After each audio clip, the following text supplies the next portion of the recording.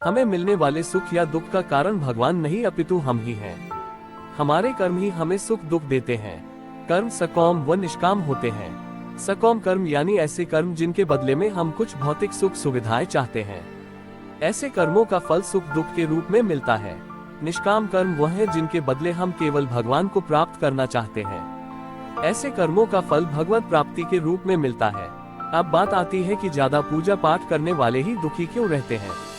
इसका सीधा सा उत्तर यह है कि ज्यादा पूजा पाठ करने वाला भक्ति के स्वरूप को नहीं समझने के कारण पूजा पाठ तो करता है, लेकिन वह अनजाने में सकौम पूजा ही करता है, जिसका फल उसे सुख दुख के रूप में ही मिलता है। ज्यादा पूजा पाठ करने वाला बेशक ज्यादा पूजा पाठ या भक्ति करता हुआ नजर आता है, लेकिन वह कर्मकांड को ठीक से नहीं करना जानता है। ऐसे में गलती पर गलती करता जाता है।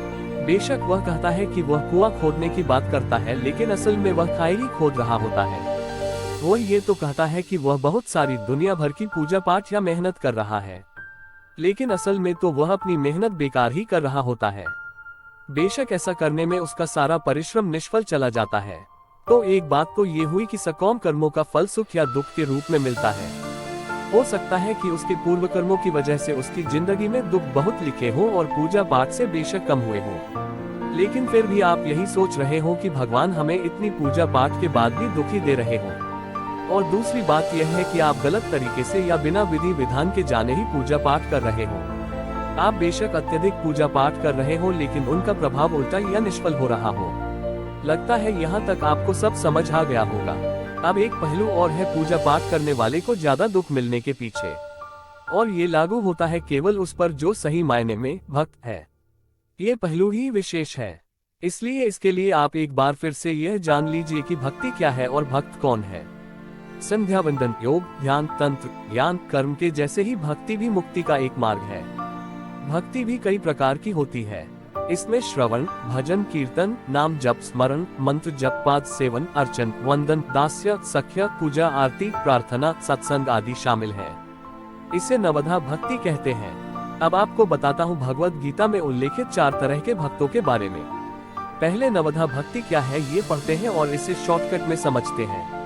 श्रवण, कीर्तन, विष्णु स्मरण, पाद सेवनम, अर्चन, वंदना, दास्यम, सख्यमात्म निवेदनम। 1 श्रवण, 2 कीर्तन, 3 स्मरण, 4 पाद सेवन, 5 अर्चन, 6 वंदन, 7 दास्य, 8 सख्य और 9 आत्मनिवेदन। अब बात करते हैं 4 प्रकार के भक्तों के बारे में। गीता में भगवान श्री कृष्ण कहते हैं, चतुर्विधा भजन्ते मां जना सुकृति नोर्जुन, आर्तो जिज्ञासुरर्थार्थी ज्ञानी च भरतर्षभ। अर्थात हे अर्जुन, आर्त, जिज्ञासु, अर्थार्थी और ज्ञानी, ये 4 प्रकार के भक्त मेरा भजन किया करते हैं। इनमें से सबसे निम्न श्रेणी का भक्त अर्थार्थी है, उससे श्रेष्ठ आर्त, आर्त से श्रेष्ठ जिज्ञासु और जिज्ञासु से भी श्रेष्ठ ज्ञानी है।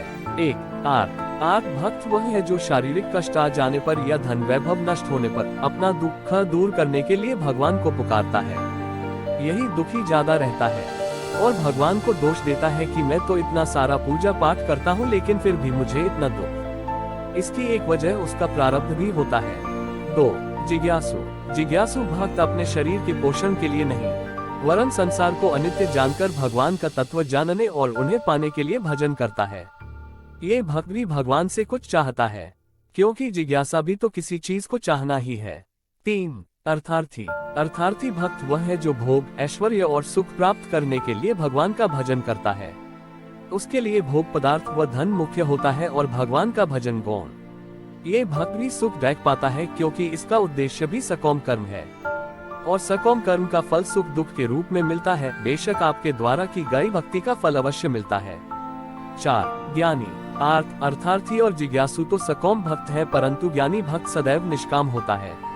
ज्ञानी भक्त भगवान को छोड़कर और कुछ नहीं चाहता है, इसलिए भगवान ने ज्ञानी को अपनी आत्मा कहा है। और एक बात अच्छे से ध्यान रखिए, यही भक्त ही केवल शुद्ध भक्त की श्रेणी में आता है। ज्ञानी भक्त के योगक्षेम तारांकन का वहन भगवान स्वयं करते हैं। इनमें से कौन सा भक्त है संसार में सर्वश्रेष्ठ? तेषा ज्ञानी नित्ययुक्त एक भक्ति विशिष्यते प्रियो ही ज्ञानिनो तीर्थमः सच मम प्रिय। अर्थात इनमें से जो परम ज्ञानी है और शुद्ध भक्ति में लगा रहता है वह सर्वश्रेष्ठ है, क्योंकि मैं उसे अत्यंत प्रिय हूँ और वह मुझे प्रिय है। इन 4 वर्गों में से जो भक्त ज्ञानी है और साथ ही भक्ति में लगा रहता है, वह सर्वश्रेष्ठ है। और ऐसे भक्त के लिए ही भगवान ने कहा है कि अनन्याश्चिन्तयन्तो मां ये जनाः पर्युपास्ते तेषां नित्याभियुक्तानां योगक्षेम वहाम्यहम्। अर्थात भगवान श्री कृष्ण अर्जुन से कहते हैं, यहाँ अर्जुन का मतलब आप सब ही हैं जो जीवन के संग्राम के मध्य फंसे हुए हैं। है अर्जुन, अनन्य भाव से मेरा चिंतन करते हुए जो भक्तजन मेरी उपासना करते हैं, उन नित्ययुक्त पुरुषों का योगक्षेम मैं वहन करता हूँ। आदि गुरु श्री शंकराचार्य जी का मत है कि अप्राप्त वस्तु को प्राप्त करना योग और प्राप्त वस्तु का रक्षण करना क्षेम कहलाता है। हमारे जीवन का संघर्ष भी तो प्रायः 2 भागों में विभाजित ही रहता है कि हमारी सारी भागदौड़ अप्राप्त की प्राप्ति के लिए ही होती रहती है और हम चिंतित रहते हैं उस सबके रक्षण के लिए जो हमारे पास है। वस्तुतः हमारा कोई भी कार्य तभी यशस्वी हो सकता है जब हम अनन्याश्चिन्तयन्तो अर्थात संकल्प के विषय में निरंतर सोचते रहें।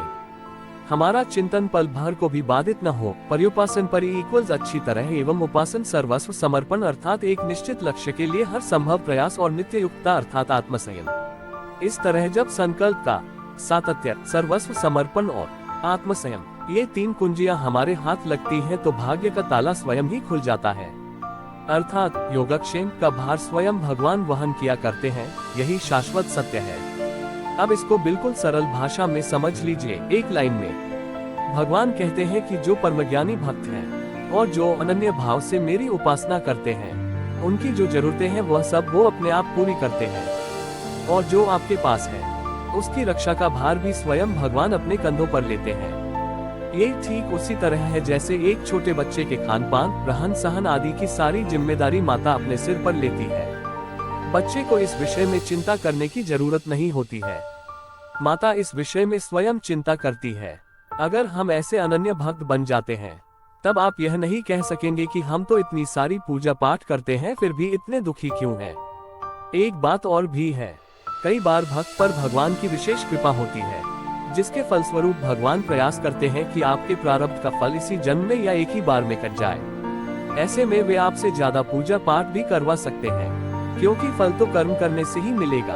ऐसे में आपको इसे दूसरे दृष्टिकोण से समझना होगा। इसे आप भगवान की कृपा ही समझिए। कई बार जीवन के अंत में या मृत्यु के समय आपको भगवान अत्यधिक कष्ट भी दे सकते हैं। असल में वो कष्ट तो आपके कर्मों के ही होते हैं, लेकिन उन कष्टों को भगवान इस तरह से व्यवस्थित कर देते हैं कि अंत समय कष्टों की वजह से केवल भगवान का नाम ही याद रहे, ना कि किसी सगे संबंधी या भौतिक विषय वस्तु का। और मृत्यु के समय हमारा जो भाव होता है, हम उसी को प्राप्त करते हैं। ऐसे में भगवान की याद बनी रहने से ईश्वर आपके लिए भगवत धाम का रास्ता खोल देते हैं। तो ऐसे में यह न कहे कि भगवान ने उन्हें इतने कष्ट दिए, वो तो इतना पूजा पाठ करते थे।